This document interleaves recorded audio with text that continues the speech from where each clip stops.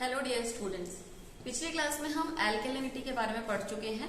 एल्केलिनिटी की टाइट्रेशन में आपको समझा चुकी हूँ। इसके अलावा इसमें जो केसेस होते हैं, डिफरेंट केसेस, कि किन कंडीशंस में कौन से आयंस प्रेजेंट हैं, एल्केलिनिटी किसको कहते हैं, किन आयंस की प्रेजेंस में कौन सी कंडीशन इंप्लीमेंट होगी और उनका अमाउंट कैसे फाइंड किया जाता है, ये मैं आपको समझा चुकी हूँ। अभी इस एल्केलिनिटी पर प्रोसेस पर बेस्ड न्यूमेरिकल को समझने के लिए एक बार हमको फिर से एक शॉर्ट रिवीजन उसका करना पड़ेगा, क्योंकि तभी आप समझ पाएंगे कि कैसे न्यूमेरिकल को समझ के उसको सॉल्व करना है। तो सबसे पहले मैं आपको टाइट्रेशन एक बार रिवाइंड करा देती हूँ। देखिएगा, टाइट्रेशन की जो प्रोसेस है, इसमें हम ब्यूरेट की प्रेजेंस होती है, हमें इसमें जो रिक्वायरमेंट्स होती हैं वो सुन लीजिए। सबसे पहले ब्यूरेट की जरूरत होती है, पिपेट की रिक्वायरमेंट होती है, कोनिकल फ्लास्क की जरूरत होती है। सॉल्यूशंस में यहाँ पर हमें जो सॉल्यूशन यूज करना है उसमें हमें एसिड का यूज करना है। तो यहाँ पर हम जो एसिड ले रहे हैं वो है N/50H2SO4। एसिड जरूरी नहीं है कि H2SO4 ही हो, ये HCl भी हो सकता है और इसकी नॉर्मेलिटी भी वेरिएबल हो सकती है, चेंज हो सकती है। यहाँ पर इस केस में हमें N/50H2SO4 के साथ हमें टाइट्रेशन आपको बता रहे हैं। तो जो नॉर्मेलिटी ऑफ एसिड है दैट इज N/50H2SO4। H2SO4 को ब्यूरेट में फिल किया जाता है। कोनिकल फ्लास्क में एल्केलाइन वाटर सैंपल लिया जाता है। एल्केलाइन वाटर सैंपल, इसका मतलब होता है कि ऐसा वाटर सैंपल जिसमें एल्केलिनिटी कॉजिंग आयंस प्रेजेंट हो। एल्केलिनिटी कॉजिंग आयंस कौन से आयंस हैं? Hydroxide ion, carbonate ion, bicarbonate ion या फिर इन आयंस का कोई कॉम्बिनेशन। तो इस तरह से जब ये आयन वाटर में डिसॉल्व होते हैं तो हम उस वाटर सैंपल को एल्केलाइन वाटर सैंपल कहते हैं। ये देखिएगा, यहाँ पर वाटर सैंपल को हमें कोनिकल फ्लास्क में लेना है। तो 20 ml water sample conical flask में लिया जाता है। ये वाटर सैंपल लेने के बाद इसमें हम first type of indicator add करते हैं जिसका नाम है फिनोप्थिलीन। फिनोप्थिलीन को हम ऐड करते हैं जिससे कि हमारा वाटर सैंपल का कलर हो जाता है पिंक। इस पिंक कलर का सॉल्यूशन होने के बाद हम ब्यूरेट से H2SO4 को, जो कि हमारा एसिड सॉल्यूशन है, उसको ड्रॉप वाइज ऐड करना शुरू करते हैं। हमें ये फिनोप्थिलीन इंडिकेटर इस टाइट्रेशन का एंड पॉइंट शो करेगा बाय चेंजिंग कलर। कलर के चेंज होने के साथ हमको पता चलेगा कि एंड पॉइंट आ चुका है। तो जैसे हम ड्रॉप वाइज एसिड ऐड करते हैं तो ये पिंक कलर्ड सॉल्यूशन जो है कलरलेस हो जाता है। अभी वापस से वाटर सैंपल हमें कलरलेस दिखना शुरू हो जाता है। वो पॉइंट, जिस पॉइंट पर वाटर सैंपल कलरलेस होता है, उस रीडिंग को हमें नोट कर लेना है। उस रीडिंग को बोलते हैं फिनोप्थिलीन रीडिंग या फिनोप्थिलीन एंड पॉइंट। ठीक है, that is expressed by P। तो P की वैल्यू हमको कैसे मिलेगी? वॉल्यूम ऑफ एसिड से। एसिड का कितना वॉल्यूम यूज हुआ पिंक कलर से कलरलेस होने के लिए, वो वैल्यू हम नोट कर लेते हैं। इसके बाद इस टाइट्रेशन को कंटिन्यू करते हैं। वाटर सैंपल जो कलरलेस हो चुका है, सेम वाटर सैंपल में हम ऐड करते हैं दूसरा इंडिकेटर जिसका नाम है मिथाइल ऑरेंज। मिथाइल ऑरेंज डालने से हमारा वाटर सैंपल जो है वो ऑरेंज कलर का हो जाता है। इस ऑरेंज कलर के सॉल्यूशन के होने के बाद हम अगेन ब्यूरेट से एसिड को ड्रॉप वाइज फॉल करते हैं। ऑरेंज कलर का सॉल्यूशन जिस पॉइंट पर वापस से पिंक कलर में कन्वर्ट हो जाता है वो होता है end point, that is known as methyl orange end point. Methyl और एंड पॉइंट पर हमें वापस पिंक कलर मिल जाता है। जो ऑरेंज कलर था वो अगेन पिंक कलर में कन्वर्ट हो जाता है और हम फिर से ब्यूरेट की रीडिंग नोट कर लेते हैं। तो पहली रीडिंग जब हमारा वाटर सैंपल कलरलेस हुआ, पिंक से कलरलेस हुआ, वो रीडिंग कहलाती है P। और वो रीडिंग कहाँ से मिलती है? ब्यूरेट से। ब्यूरेट में एसिड की जो रीडिंग आएगी, जितना भी एसिड फॉल किया, that reading is known as P। और अगेन जब हम उससे आगे से जो फॉल करते हैं सॉल्यूशन, और जो नेक्स्ट एंड पॉइंट आता है जबकि ऑरेंज कलर पिंक कलर में कन्वर्ट होता है, वो हमारी सेकंड रीडिंग होती है जिसको हम बोलते हैं मिथाइल ऑरेंज एंड पॉइंट। और उसके लिए हम वैल्यू ब्यूरेट की रीडिंग से नोट करते हैं। तो हमारे पास दो वॉल्यूम्स आए, एक वॉल्यूम 1 जिसको हम बोलते हैं फिनोप्थिलीन एंड पॉइंट, और दूसरा वॉल्यूम 2 जिसको हम बोलते हैं मिथाइल ऑरेंज एंड पॉइंट। तो ये टाइट्रेशन की प्रोसेस है। अब इस टाइट्रेशन की प्रोसेस पर बेस्ड ये न्यूमेरिकल है। इस न्यूमेरिकल को हम क्वेश्चन को समझेंगे सबसे पहले, क्योंकि इस पूरी मेथड पर ही बेस्ड ये क्वेश्चन है। 100 ml of raw water sample on titration with N/50H2SO4 required 20 ml of acid, 2 phenolphthalein and point।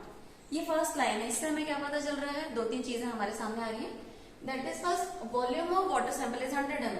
मतलब वाटर सैंपल कितना लिया जा रहा है? 100 ml, जो कि हमने इस कोनिकल फ्लास्क में लिया है। 100 ml हमें वॉल्यूम पता चल गया वाटर सैंपल का। इसके बाद यहाँ पर दिया गया है N/50H2SO4। जो n/50 वैल्यू है ये हमें शो कर रही है normality of acid solution. Acid solution की नॉर्मेलिटी क्या है 1/50। 1/50 है नॉर्मेलिटी ऑफ एसिड।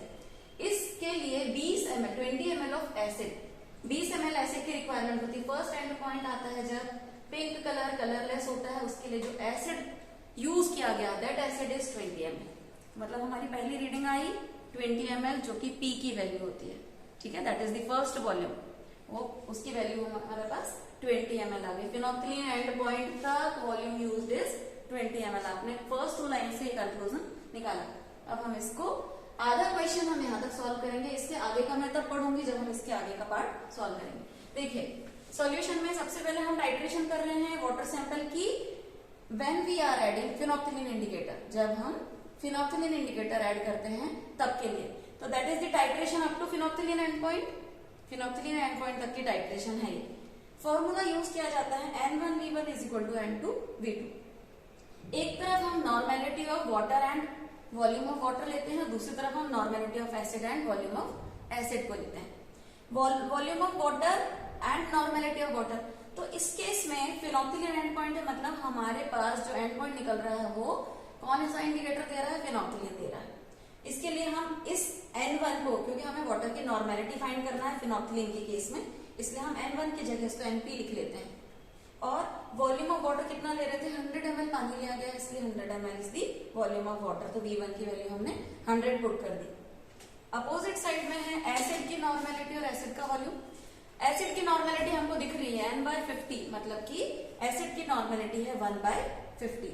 हमने 1/50 वैल्यू पुट कर दी। एसिड का वॉल्यूम इस केस में, पहले केस में कितना यूज हो रहा है 20 ml, तो V2 की वैल्यू हमने उसको 20 पुट करी। इस प्रोसेस से जब हमने सॉल्व किया तो इससे हमारे पास नॉर्मेलिटी आई वो वाटर सैंपल की जिसका एंड पॉइंट फिनोक्सिलिन के कारण आया है, इसलिए हम इसको NP बोलते हैं।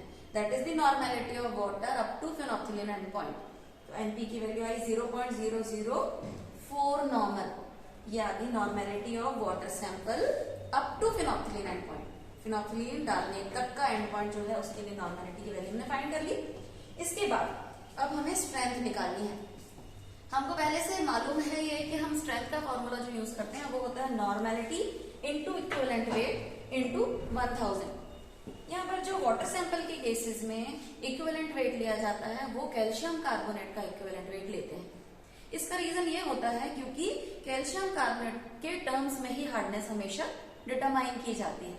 तो कैल्शियम कार्बोनेट का इक्विवेलेंट वेट 50 होता है, तो हमें यहाँ पर 50 वैल्यू रखना पड़ेगी equivalent weight of calcium carbonate की जगह। 1000 से मल्टीप्लाई हम इसलिए कर रहे हैं क्योंकि हमें रिजल्ट्स चाहिए हैं मिलीग्राम पर लीटर में या ppm में, इसलिए 1000 से हम मल्टीप्लीकेशन है। और नॉर्मेलिटी जो हमने ऊपर फाइंड की है फिनोक्सिलिन एंड पॉइंट तक वो वैल्यू हमने रखी। तो 0.004 इंटू 50 इंटू 1000 जब हम इनको मल्टीप्लाई करते हैं तो आंसर हमारा आता है 200 ppm। ये 200 ppm हमें शो करता है फिनोक्सिलिन एंड पॉइंट या P की वैल्यू। आपको मालूम है कि जब हमारे पास P और M दोनों वैल्यूज आ जाएंगी तब हम उस टेबल का यूज करेंगे जिससे हम निकालेंगे कि कौन से टाइप की एल्कलिनिटी है। तो अभी हमने एक वैल्यू फाइंड की जिसकी वैल्यू आई P इज इक्वल टू 200। इसके आगे हम M की वैल्यू फाइंड करेंगे। हाँ।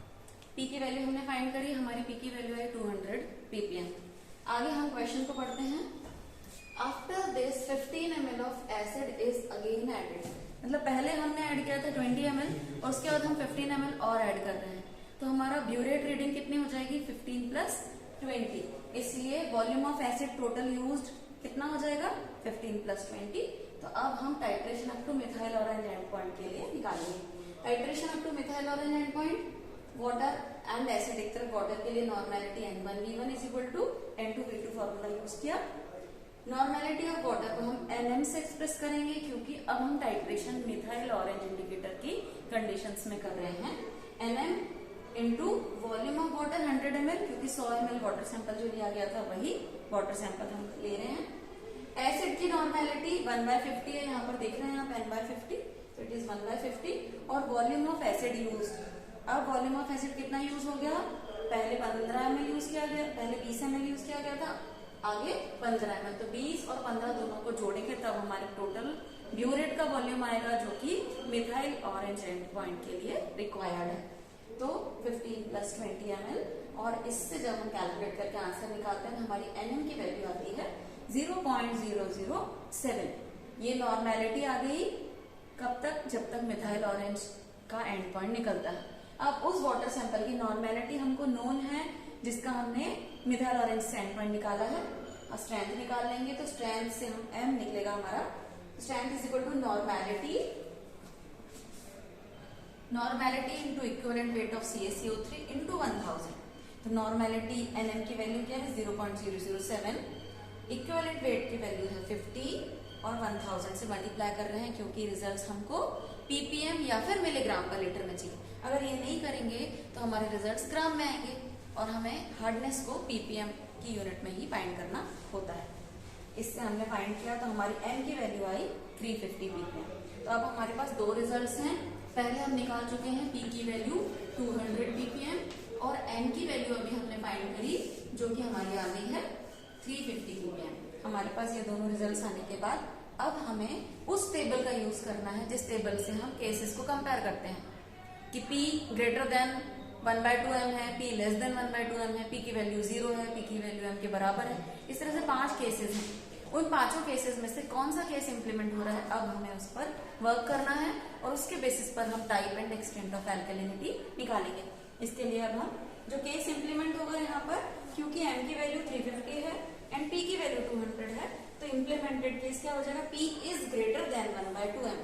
1/2 m अगर हम इसका करते हैं तो ये वैल्यू आ जाएगी 175। तो 175 200 से लेस होती है, इसलिए P is greater than 1/2 m is the case which should be implemented है। इसका इम्प्लीमेंटेशन करेंगे तो हमें मालूम है कि इस केस में हाइड्रोक्साइड आयन और कार्बोनेट आयन की प्रेजेंस होती है और इनका एक्सटेंट क्या होता है वैल्यू 2p माइनस m होती है हाइड्रोक्साइड के लिए और कार्बोनेट के लिए 2m माइनस p होती है। अब हमने जो P और M की वैल्यूज निकाली हैं वो हम यहाँ पुट कर देंगे। 2p मतलब 400, P की वैल्यू 200 है, 200 इंटू 2 माइनस 350। इसको फाइंड करेंगे, हमारा रिजल्ट आया OH आयन के लिए 50 ppm। OH आयन की कितना कंटेंट एक्सटेंट किया वो OH आयन का 50 ppm और कार्बोनेट के लिए 2m माइनस p हमने वैल्यूज पुट किया, आंसर आया हमारा 300 ppm। इस तरह से जो टाइप आया एल्कलिनिटी का टाइप आया वो है hydroxide and carbonate type of alkalinity present and their extent is 50 for OH ion and 300 for carbonate ion. तो इस तरह से ये न्यूमेरिकल सॉल्व किया जाता है। तो आप सभी से जब तक आप ये टेबल याद नहीं करेंगे जिनमें हमें केस इंप्लीमेंट करना है तब तक आपके लिए कंप्लीट सॉल्यूशन पॉसिबल नहीं है और आपको टाइट्रेशन की मेथड भी अच्छे तरीके से याद होना चाहिए। Thank you.